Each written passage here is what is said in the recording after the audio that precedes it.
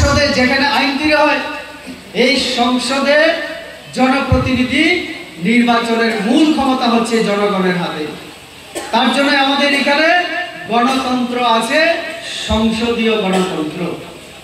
সংসদীয় গণতন্ত্রে যে কোনো ব্যক্তি, যে কোনো এলাকায় সোলার লাইট আমি ব্যবস্থা করেছিলাম। অমিত একটা পোস্ট ফেসবুকের মধ্যে দিয়েছিল যে ধন্যবাদ রেবতী দাকে, যে আমরা এত বছর পরে আমাদের এলাকায় আমরা যে সোলার লাইট ব্যবস্থা আমরা পেলাম, আলু পেলাম। আমি বোধহয় এই গত 5 বছরে 3 থেকে 4 বার এই বাজারে এসেছি। আমি প্রদ্যুৎ বাবু এসেছেন কতবার, শুধু রাজনৈতিক ফায়দা নেওয়ার জন্য আসবেন। এইখানে আমাদের কি আছে, জোনাল অফিস আছে। আমি বলছি জোনাল অফিস সম্পর্কে একটু পরে। কৃত বিক্রম কিশোর মানিক্য বাহাদুরের নাম নিশ্চয়ই জানেন, কে? প্রদ্যুৎ বাবুর বাবা।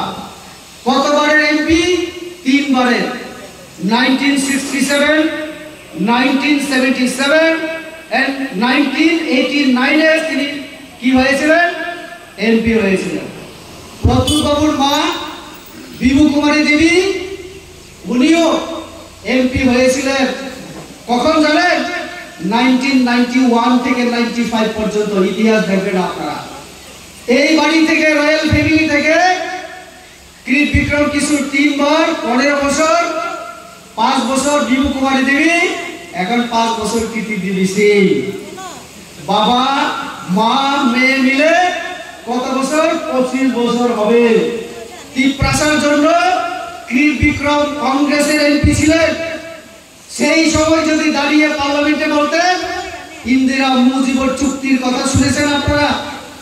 ইন্দিরা মুজিবর চুক্তির সময় যদি বলতেন, কৃত বিক্রম मैं त्रिपुरा का राजा हूँ, আমার জনজাতি রবি, হ্যাঁ আমাকে মাই দেখা মেরে নতিশাই দিকা আমার সাকা গ্রেটার ত্রিপুরালে নং আবার তবকে তাসা আবার নরেন্দ্র মোদী বে বলু নং যখন সাকা আসেন মিলে কাম খেলে তখন जों সাকা ঠিক আছে ফাইদি নং সারাবো নরক সারাবো जों সরকার চলে মানো যিনি 33 জন এমএলএ তো কোনো দরকার করেন রনি যখন খুশি থাকারই থাকলি যখন সরকার থেকে বেরিয়ে যাওয়ার ইচ্ছা তুমি চলে যেতে পারো। আমরা তো সবসময় বলছি, আসার সময় আমরা ডাকিনি, তুমি বলেছিলে যে মিলেমিশে কাজ করব, তার জন্য আমরা তোমাকে নিয়েছিলাম।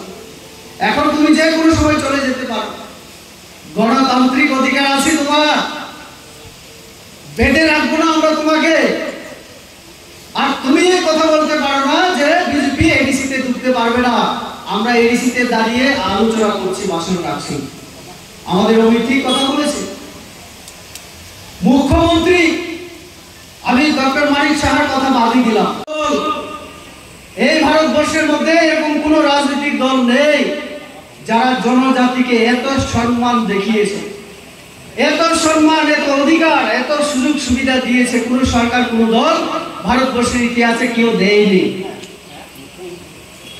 আমাদের এই সরকার হওয়ার পরে, সেটা দিল্লিতে হোক আর রাজ্যে হোক, আমি তিপ্রাসাদের কথা বাদই দিলাম, সব থেকে লাভ কার হয়েছে জানেন?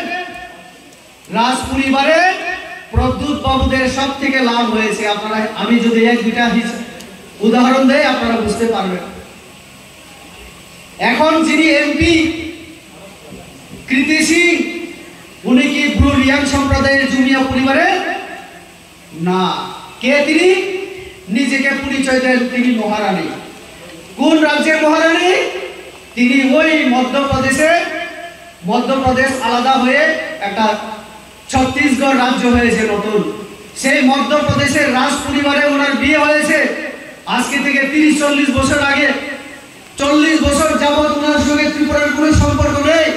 হঠাৎ ইলেকশন এলো, ওনার ভাই প্রদ্যুৎ বাবু ওনাকে আনলেন, বললেন আমার বড় বোন রাজ পরিবারের মহারানী, মধ্যপ্রদেশের মহারানী। তিপ্রাসার কথা উনি বুঝেন না আপনারাই বুঝতে পারবেন। যেতে পারবে না, কারণ এডিসির বাইরে কি হবে? তখন উনি আবার বলবেন এটা কেমন কথা? আরে ভাই, তোমার এই কথার উত্তর আমি দিচ্ছি। নুং যে কক সাবো এডিসিও মাহাবিয়া সারা পৃথিবী সব থেকে বড় দল ওখা বিজেপি ও BJP ni Narendra Modi ni ইয়াথি ko thamai klai oi nung dabi khai tubui finally চেষ্টা করিতো nung যখন কংগ্রেস খাইও আপনার নুন সকালে যে একমাত্র ন্যাশনাল পার্টি সে त्रिपुरानी त्रिप्रासारणी सुख दुख যিনি অধিকার নদী মানে ও মুঝে দে দো এই কথা যদি ক্রিট বিক্রম দাঁড়িয়ে বলতেন ইন্দিরা গান্ধী রাজীব গান্ধী জওহরলাল নেহরুদের সঙ্গে কাজ করেছিলেন তো আজকে আমাদের ব্লু জাতি জনজাতি আমাদের এই অবস্থা আজকে থাকার কথা ছিল না উনারই ছেলে ওই পরিবার থেকে তিনি স্বপ্ন দেখিয়েছেন আমাদেরকে ইমাম ফুলকা ती प्रसारण एक खाइए